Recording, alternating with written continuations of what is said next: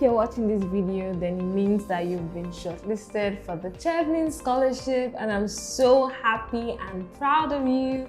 Congratulations on getting to this stage. So many people were not able to get to this stage. Like, it's basically the best of the best that actually make it to this stage. So please be so proud of yourself. You are phenomenal, you are excellent, and I really can't wait for you to get to the finish line. I remember when I was shortlisted, I was really happy, I was really excited, but I don't want you to wallow too much in your excitement, like to focus too much on your excitement that you don't actually put in the work for the interview, because this is actually the time for you to actually put in your very best. At first, you're competing with people globally, but now you're competing with the best of the best. So this is the time that you should give your best preparation for, the interview. Know that everybody else that was shortlisted is also excellent. So you need to stand out. You need to basically come across as that person that we just have to give that scholarship. There's no chance for mistakes. So I really want you to get it. So today I'll be talking about how to prepare for the Chevening scholarship interview, and then what a Chevening interview is like. Now, the Chevening interview is a competency-based interview. You're going to have 3 to 4 panelists asking you questions basically about the essays you've written, your background, your experiences. They basically want to validate that you're really the person that you say you are. So you don't want to go to the interview digressing from what you said in your essay. You want to basically improve on what you already said in your essay. So for example, maybe you said you're a governor.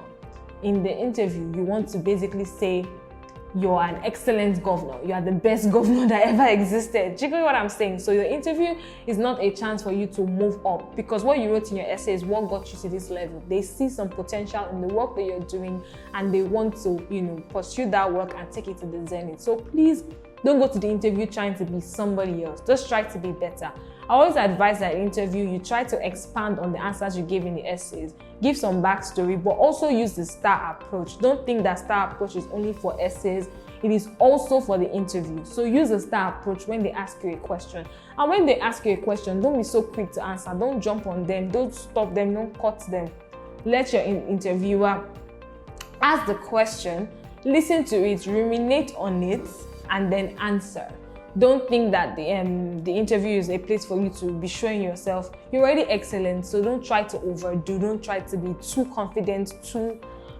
Be confident, but don't come off as like you're bragging or stuff. I believe that at the interview, what you need to pass across more is actually your passion and not really your achievement. You say your achievements in the light that really gets you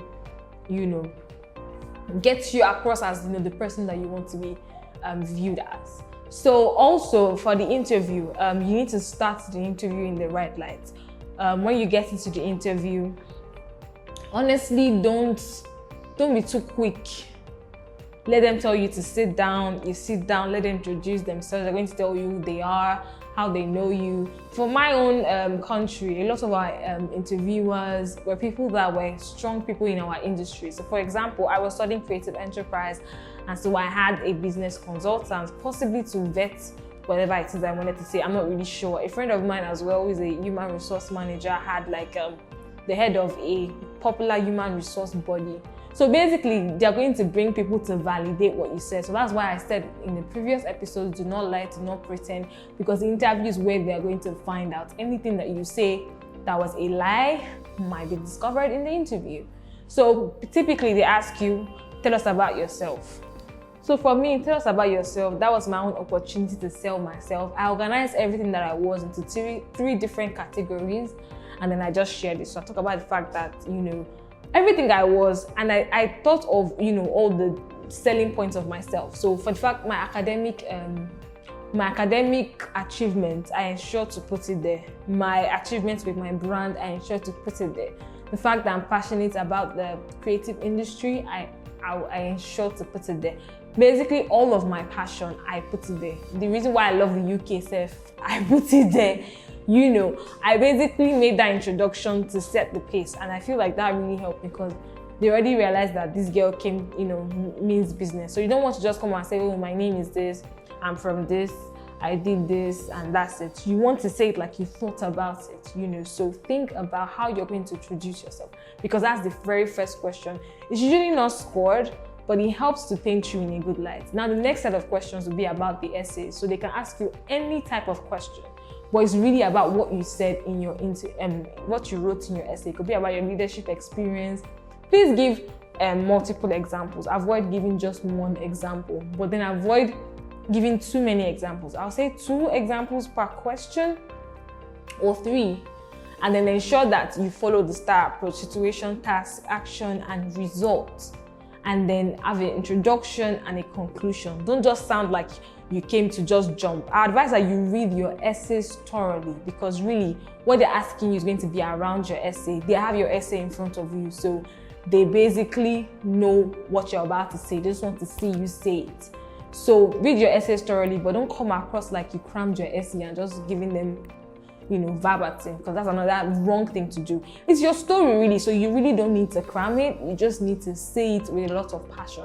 During my interview, one of my interviewers said I'm very passionate, and I feel like that could have helped me, because I'm very passionate about what I'm talking about. Right now, I'm passionate about helping you to get Chevening, and I'm sure that you can see it in my gesticulations, how I am.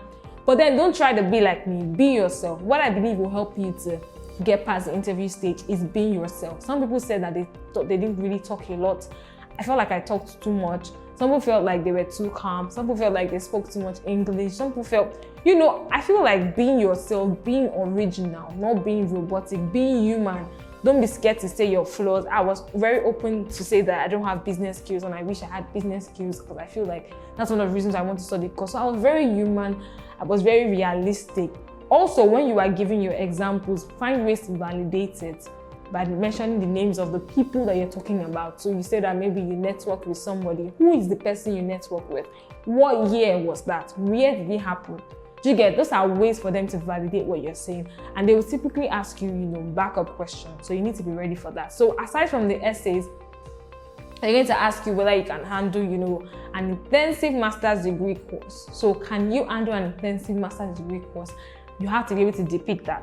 How are you going to be able to balance your academics with, the Chevening requirements? You have to be able to depict that. So think about your answers around that. Think about why you want to study in the UK. Like, have very comprehensive answers. Think about, I'm going to drop a series of possible questions in the description box below, so you can prepare around those questions so that you are not caught unawares.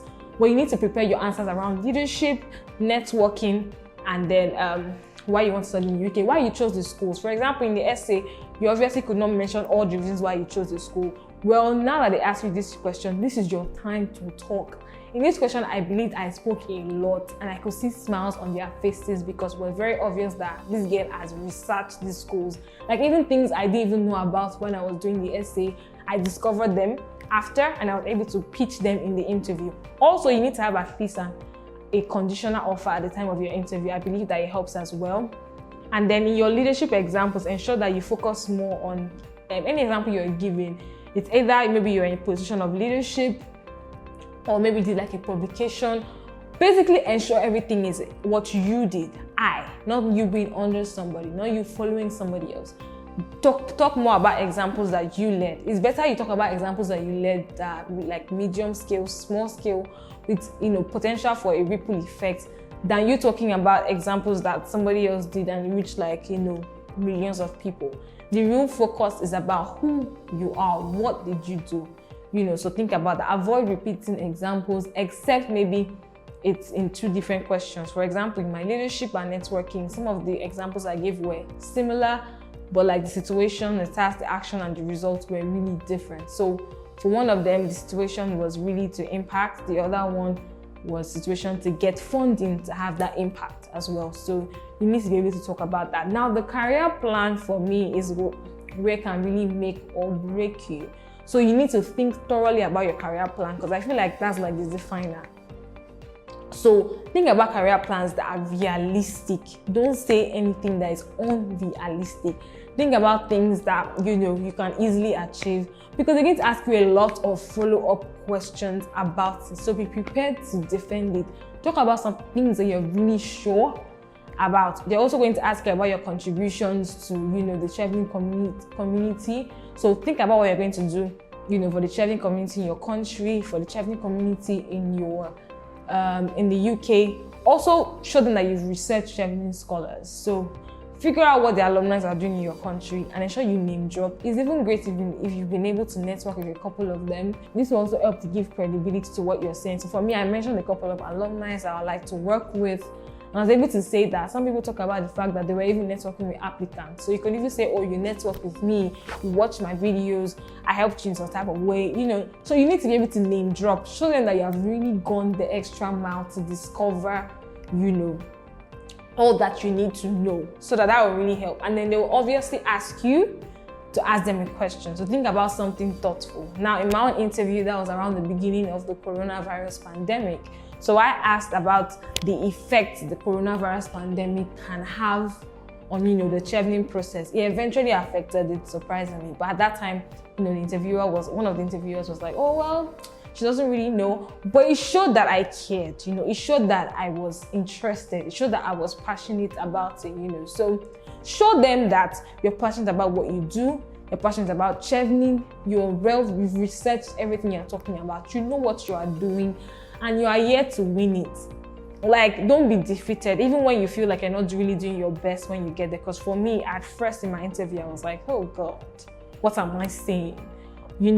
But I felt like they could see my passion. And so they kept asking me follow-up questions. And because it was my truth, and it wasn't something I had crammed, I was able to answer rightly. So if you have any other question, anything I have not covered in this video, please drop them in the comments down below, and I'll be willing to answer them. This video is sponsored by Abot Consulting. I remain your girl, AFM Stories, your personal Chevening supporter. Subscribe to my channel, like, tag, share to all your friends who are also shortlisted, and let's help them to get it together. I wish you all the best, and I hope that you get in. Look out for the next video on tips for, your interview checklist and what to do a day before your interview. All right, guys, bye.